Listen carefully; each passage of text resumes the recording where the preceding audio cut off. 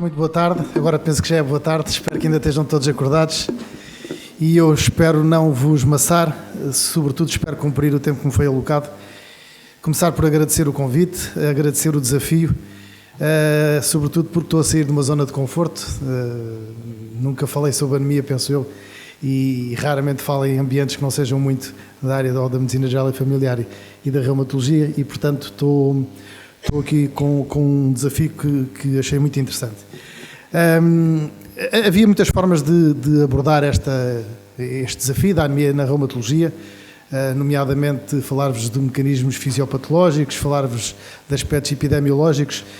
Eu, como sou eminentemente um clínico e como gosto de clínica, a minha vida é ver doentes e tentar resolver o problema dos doentes, aquilo que vos vou trazer aqui é sobretudo a minha visão pessoal de como é que eu trato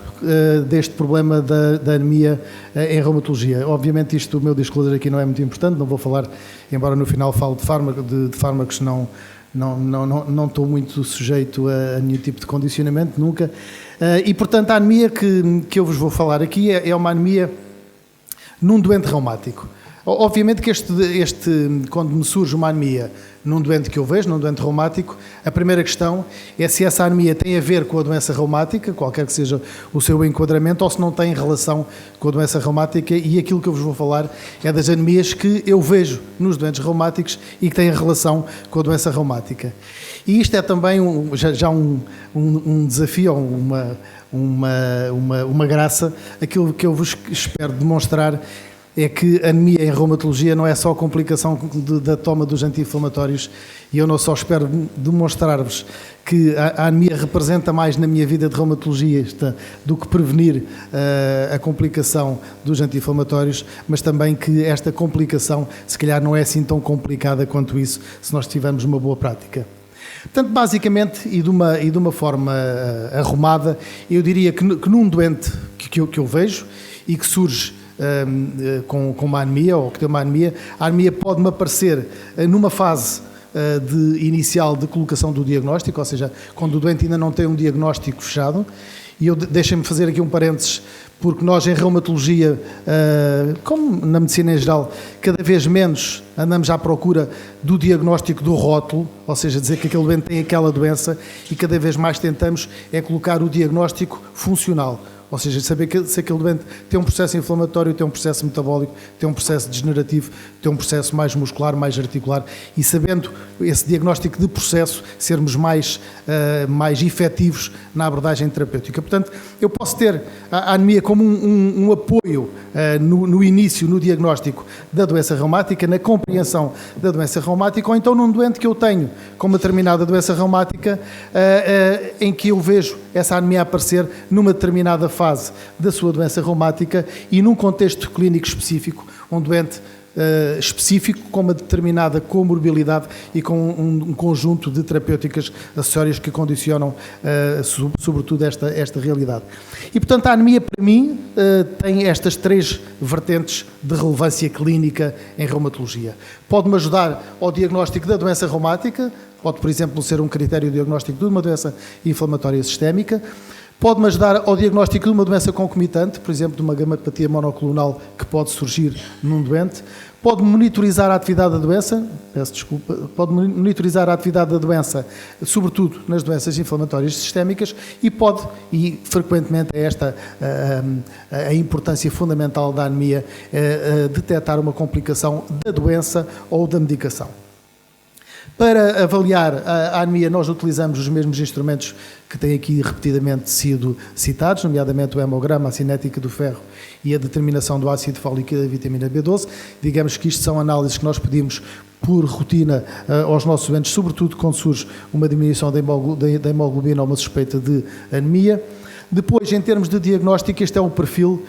de análises que nós podemos utilizar para tentar não só enquadrar a anemia num diagnóstico de uma doença reumática, como também para enquadrar a anemia num diagnóstico de uma patologia associada a essa doença reumática. E, portanto, numa fase inicial eu posso utilizar o perfil de inflamação e o perfil de autoimunidade para fazer o diagnóstico de uma doença inflamatória sistémica, qualquer que ela seja, ou pelo menos para ter a noção que aquela doença que o doente tem é uma doença inflamatória sistémica. mesmo que não consiga fazer um diagnóstico concreto se é uma artrite reumatoide, se é uma artrite reativa ou que tipo de inflamação é que tenho. E depois, no decurso da doença, quando me aparece uma diminuição da hemoglobina ou uma anemia, utilizar sobretudo a eletroforese da proteína I beta-2 microglobulina que utilizamos sobretudo para detectar situações que evoluem para gamopatia monoclonais ou, por exemplo, a função de tiroide. Aí é muito frequente os nossos doentes também apresentarem alterações da tiroide que condicionam alterações de anemias megaloblásticas com aumento do volume globular médico. O meu perfil de anemia prevalente no decurso das doenças reumáticas é rigorosamente igual ao perfil que o colega de gastro apresentou, portanto, anemias ferropénicas, hipocrómicas e microxíticas, nomeadamente por carências de ferro.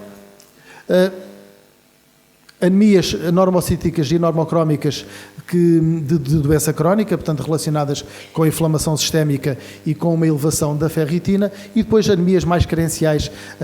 ou relacionadas com aspectos mais metabólicos, anemias megaloblásticas, que podem ou não ter então a ver com esta carência de ácido fólico e de vitamina B12. Como vos disse, em termos de diagnóstico então, sobretudo as doenças reumáticas e inflamatórias sistémicas acompanham-se quase todas, estou aqui com uma má relação com o ponteiro, acompanham-se quase todas de anemia, e esta anemia pode ser um elemento importante para o enquadramento clínico do doente, pode ser um elemento importante para o diagnóstico. Algumas destas doenças, o critério diagnóstico da presença de anemia, como por exemplo a polimialgia reumática, mas é sobretudo um elemento depois de monitorização da evolução como marcador da atividade da doença. E obviamente quando eu estou a fazer o tratamento de uma patologia inflamatória sistémica que se apresenta com aumento dos parâmetros inflamatórios e com anemia, a modificação do comportamento do hemograma ao longo da doença será também um marcador de resposta em termos de evolução da doença. Como vos disse, durante a evolução da doença pode-me aparecer anemia por outras razões, por doenças associadas. Estas doenças podem estar dependentes da doença reumática, como por exemplo as gamopatias monoclonais, que em regra são gamopatias monoclonais de significado indeterminado, mas também podem estar relacionadas com complicação da própria doença reumática ou da sua terapêutica, como a patologia hematológica, nomeadamente os síndromes mielodysplasicos ou as doenças linfoproliferativas. E, por exemplo, também é frequente que uma doença linfoproliferativa, ou pode acontecer, até se manifeste inicialmente por uma anemia e mais tarde a doença reumática se venha a concretizar como tanto associada a esta doença linfoproliferativa. Dependente mais de complicações em relação à evolução da doença, temos anemia por patologia específica do trato gastrointestinal, por uma insuficiência renal ou então por síndromes carenciais, não só do ácido fólico e da vitamina B12, mas também do ferro, porque, nomeadamente, em pessoas idosas cada vez é mais frequente acontecer esta situação. De qualquer forma, é de facto como consequência da medicação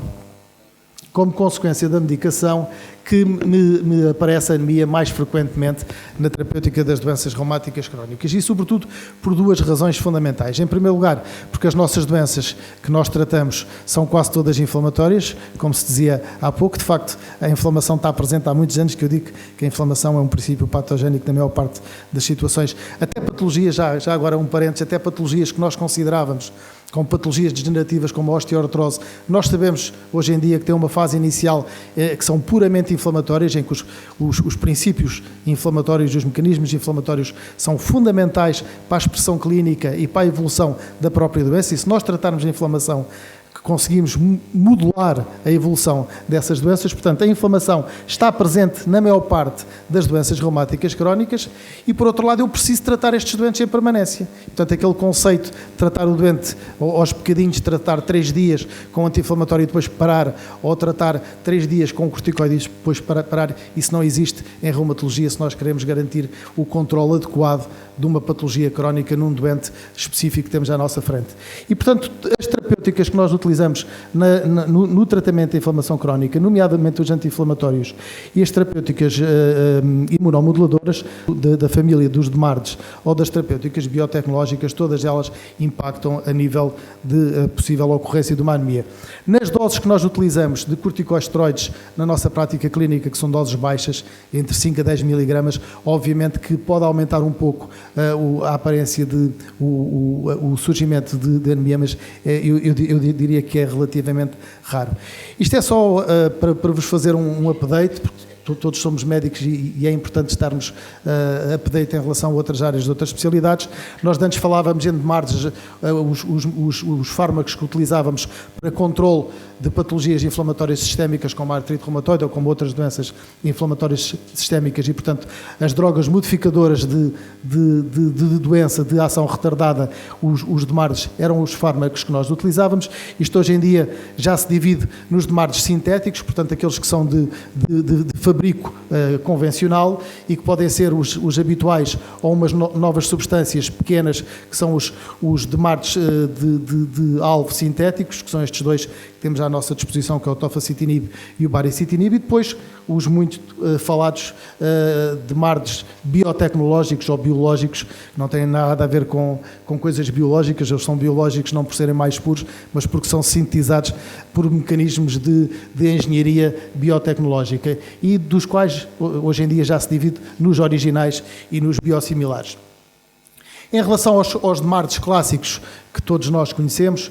tem aqui os que são mais utilizados em reumatologia: o metotrexato, a sulfasalazina, a lufluramina, a azatioprina e a hidroxicloroquina, e eu diria que, com exceção da última, da hidroxicloroquina, todos os outros podem dar potencialmente alterações hematológicas. De qualquer forma, o mecanismo habitualmente é de toxicidade modular. Nós podemos ter um efeito inicial muito abrupto, dependente do doente, portanto, por uma reação idiosincrásica que nos leva à suspensão do fármaco, mas habitualmente é uma toxicidade cumulativa e insidiosa, em que a anemia surge mais no contexto de uma citopénia global e habitualmente até mais de uma citopénia de diminuição dos glóbulos brancos do que propriamente de uma anemia isolada única. Muitas vezes esta anemia é associada a uma macrocitose e, portanto, está indicado fazer a profilaxia com uma suplementação de ácido fólico. Isto habitualmente, e por critério, é feito em todos os doentes a fazer metotrexato, mas como também já foi dito aqui, doentes a fazer a azatioprina ou sulfasalazina devem também fazer esta profilaxia com a associação do ácido fólico e estarmos atentos aos valores da vitamina B12 para suplementar, caso seja necessário. Chamar-vos a atenção aqui ao volume globular médio, que é de facto um indicador muito interessante da evolução para este tipo de patologia de toxicidade nodular, e quando nós temos um volume globular médio a aumentar, habitualmente estes doentes estão a começar a ter um sofrimento nodular e temos que estar particularmente atentos a isso. Os fármacos biotecnológicos, obviamente não vos vou falar individualmente deles, vou-vos falar em grupo. Nós temos vários grupos: os inibidores do TNF-alfa, os inibidores das interleucinas, temos fármacos que inibem e que são moléculas que inibem a coestimulação do linfócito e do macrófago, e depois temos fármacos, sobretudo, atuando a nível dos linfócitos B. Temos também agora, mais recentemente, inibidores da interleucina 17 que não estão neste grupo. Uma palavra só para a anemia, que não é frequente nos antagonistas do TNF-alfa, ou quando está presente, apresenta-se mais sobre a forma de citopénias em geral, e mais uma vez aqui também incidindo mais sobre a série branca do que propriamente sobre a série vermelha. A mesma coisa em relação aos inibidores da interleucina 6, ao tocilizumab, que também nos dá mais leucopénias e especificamente neutropénias do que propriamente anemias. Só por curiosidade, falar-vos deste novo mecanismo que são os inibidores da JAK quinase, que são moléculas que têm uma ação intracelular. Só para terem noção, a cascata inflamatória na artrite reumatoide pode ser inibida a nível extracelular com os biológicos clássicos, que bloqueiam estas substâncias, ou pode ser inibido intracelular com estas novas substâncias, que são pequenas moléculas, que ao contrário dos biológicos, que têm que ser feitos de uma forma parentérica, portanto com injeções ou com mecanismos endovenosos, estes podem ser administrados oralmente e são também produzidos por mecanismos clássicos de produção dos fármacos, não por biotecnologia. O mecanismo é de a citoquina ativa a jaquinase faz um dímero que se torna ativo, que vai fazer uma ativação dos fatores de transcrição e vai produzir então as citoquinas pró-inflamatórias. Aquilo que, por exemplo, o tofacitinib e o baricitinib, que são basicamente semelhantes, fazem é que se ligam às jaquinases e impedem esta fosforilação e impedem, portanto, o mecanismo destes fármacos. Estas jaquinases atuam todas elas em pares e, como veem, todas elas, ou quase todas, têm impacto na inflamação e depois estes fármacos, que neste momento os dois que temos disponíveis é o baricitinib e o tofacitinib, têm influência consoante os pares de quinases. O baricitinib é o JAK1 e JAK2 e o tofacitinib o JAK1 e JAK3. Em termos de efeitos secundários, quer um quer outro têm efeitos, porque como vimos aqui atrás, eles podem, através da JAK2, mexer aqui com a eritropoiese e com a mielopoiese e, portanto, quer o baricitinib, quer o tofacitinib têm no seu curso de efeitos secundários possíveis o aparecimento de anemia e temos que estar, de facto, atentos em relação a esta realidade. Eventualmente, o tofacitinib, como não inibe tanto a JAK2, ter menos este efeito do que o baricitinib. Por último, os anti-inflamatórios, que é, ao fim e ao cabo, aquilo que é a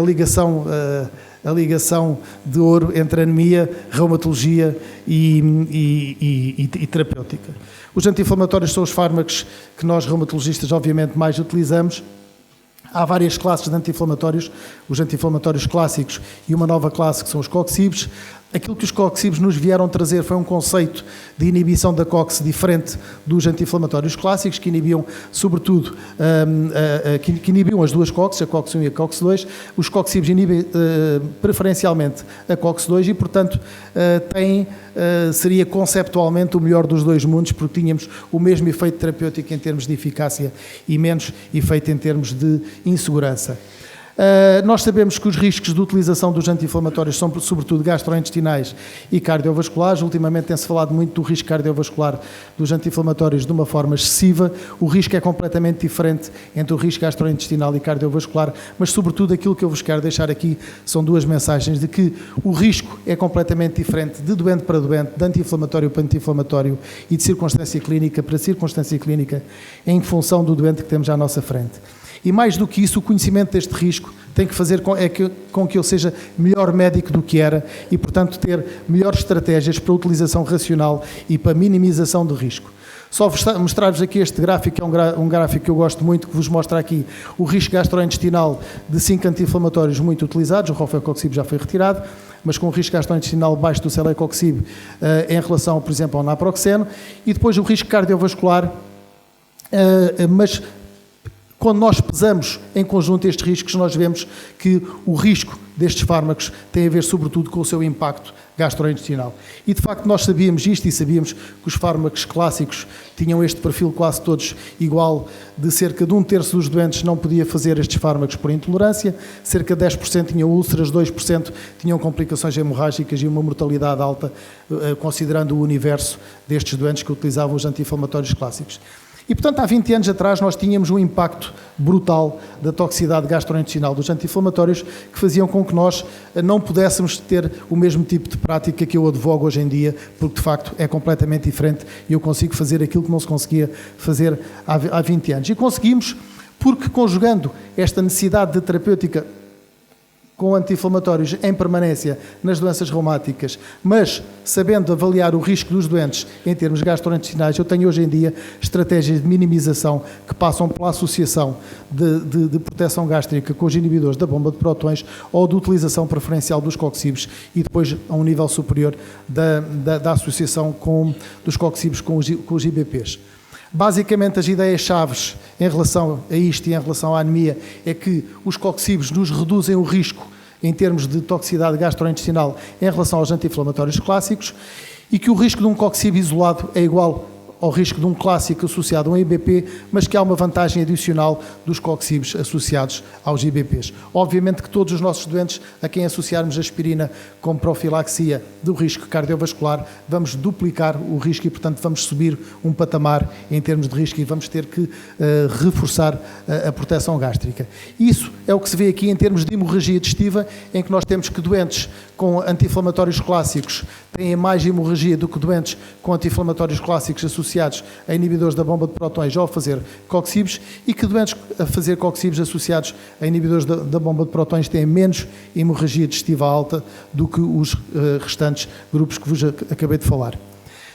De qualquer forma, isto é importante, sobretudo em relação à anemia aguda, que tem a ver com uma toxicidade gastroduodenal alta e que, muito sinceramente, hoje em dia eu já vejo muito raramente, ou que já acontece muito raramente, porque de facto nós somos muito mais competentes a prevenir, mas existe uma anemia crónica, que pode ter a ver também com a toxicidade gastrointestinal alta, mas que tem a ver também com uma toxicidade intestinal baixa, como o colega de gastro vos falou anteriormente. De facto, aquilo que os estudos nos vêm demonstrando, nomeadamente estudos com a cápsula endoscópica que demonstram este mecanismo de toxicidade dos anti-inflamatórios através de rupturas da mucosa do intestino delgado, em que o intestino vai babando de uma forma lenta e progressiva e vai fazendo com que haja o aparecimento de uma anemia lenta, de instalação lenta, mas de uma anemia crónica que tem depois, obviamente, impacto. Aquilo que o estudo Condor nos veio trazer foi, em primeiro lugar, a demonstração da prevalência destas lesões assintomáticas do trato gastrointestinal em toda a sua dimensão e da diferença entre a utilização do celecoxib numa toma diária de 400 mg e a associação do diclofenac com o inibidor da bomba de prótons, o omeprazol. E, portanto, isto veio complementar que, tanto a nível do trato gastrointestinal alto, como foi visto no estudo de classe de lançamento do celecoxib, como neste estudo de Condor, a nível do trato digestivo baixo, nós temos, de facto, neste anti-inflamatório, como em alguns outros, um perfil de toxicidade hemática de perdas mais baixo do que com outros anti-inflamatórios clássicos, como é bem visível neste gráfico. E, portanto, e para terminar,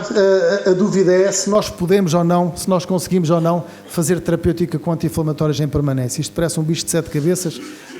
A resposta da maior parte dos profissionais é que não podemos fazer anti-inflamatórios em permanência, mas eu digo-vos sim. Digo-vos que é possível, é seguro e é eficaz. E para isso nós temos que ter, sobretudo, 3 níveis de intervenção. O primeiro é responsabilizar o doente na toma do seu medicamento. E aquilo que eu faço é que eu ponho o doente a fazer a dose que ele entende diariamente necessária para manter a sua doença controlada. Aquilo que eu chamo a dose mínima eficaz. O doente faz uma toma, faz 2 tomas, ou até pode alguns dias não fazer, mas depois voltará a fazer logo que for necessário, não em desespero, mas em necessidade clínica. Depois, como vos disse, avaliar e corrigir o risco, sobretudo gastrointestinal, e monitorizar a segurança através de um controle clínico que passa por vigilância de perdas hemáticas, mas sobretudo através de um controle analítico, através do hemograma. E este aspecto, que é o último que vos vou falar, acho que é muito importante, que tem a ver com todos os meus doentes e todos os nossos doentes que fazem anti-inflamatórios em permanência, devem ter uma vigilância regular com o hemograma. Eu tenho o registro de todas as análises dos meus doentes, de 6 em 6 meses ou de 4 em 4 meses, e vejo muitos doentes em que a hemoglobina vai descendo de uma forma insidiosa, que se calhar se eu não tivesse esta avaliação seriada não seria perceptível clinicamente. Eu toleraria um valor de 11.7, mas quando vejo este valor de 11.7 entre um valor de 12 e um valor de 11.5, começo a ficar mais preocupado e a perceber que alguma coisa se passa. E, portanto, pedir hemograma regularmente, porque as descidas de hemoglobina estão associadas muito frequentemente à toma de anti-inflamatórios, nomeadamente os clássicos, porque são assintomáticas durante largos períodos e, como vimos aqui, a vários níveis, se correlacionam com morbilidade e mortalidade. E porque a sua detecção tem implicações em termos clínicos, porque obviamente eu estou a dizer que dou anti-inflamatórios em permanência, mas não dou anti-inflamatórios em permanência se tenho um indicador clínico que não os devo dar ou que devo mudar a minha terapêutica e que devo mudar a minha opção terapêutica. No entanto, esta mensagem não está interiorizada pela maior parte dos médicos. Isto é um estudo já com alguns anos, 2011, feito a 700 médicos de medicina geral e familiar em 8 países, em que raramente mais de metade não fazia hemograma e apenas 90% apenas metade valorizava descidas de hemoglobina que fossem superiores a 2 miligramas. E, portanto, nós estamos habituados a valorizar valores absolutos de hemoglobina. Se a hemoglobina é menos de 10, eu vou tratar, mas não estamos habituados a fazer este conceito que é da avaliação da descida da hemoglobina, e este é o melhor indicador em termos de segurança da utilização dos anti-inflamatórios. Isto já foi visto por todos vós, isto é apenas a demonstração de que, de facto, a descida da hemoglobina, mesmo a níveis muito baixos, tem implicação em termos múltiplos, em termos de saúde, em termos de morbilidade e também de mortalidade, e, portanto, a minha mensagem era de que a anemia ou a descida de hemoglobina ser um fator de risco para uma complicação da toma destes anti-inflamatórios, sendo que há algumas interrogações que ficam aqui ainda em aberto e que não estão completamente esclarecidas. E, portanto, a minha mensagem final, como reumatologista e como médico que utiliza anti-inflamatórios em permanência, é que, de facto, eu considero que é possível usar estes fármacos em permanência, desde que se respeitem critérios rigorosos de indicação de prescrição, da avaliação do risco do seu uso, do modo de utilização e, sobretudo, da monitorização de segurança, como vos acabei de dizer. E as mensagens fundamentais que vos tentei passar foi de que, felizmente, aquilo que era uma realidade frequente há 20 anos, que era a anemia aguda e grave que existia nos nossos doentes, porque eles tentavam fazer anti-inflamatórios mesmo, muitas vezes, contra o nosso conselho, porque eles tinham um risco enorme, é hoje em dia uma raridade em reumatologia. Que, pelo contrário, a anemia crónica e insidiosa é frequente e não é propriamente um problema se nós a soubermos detectar e se nós soubermos ter a atitude terapêutica e a conduta clínica adequada à sua existência, e que ela pode servir ainda ocasionalmente e serve muitas vezes para o diagnóstico e pontualmente também como um parâmetro de avaliação evolutiva da doença. Muito obrigado.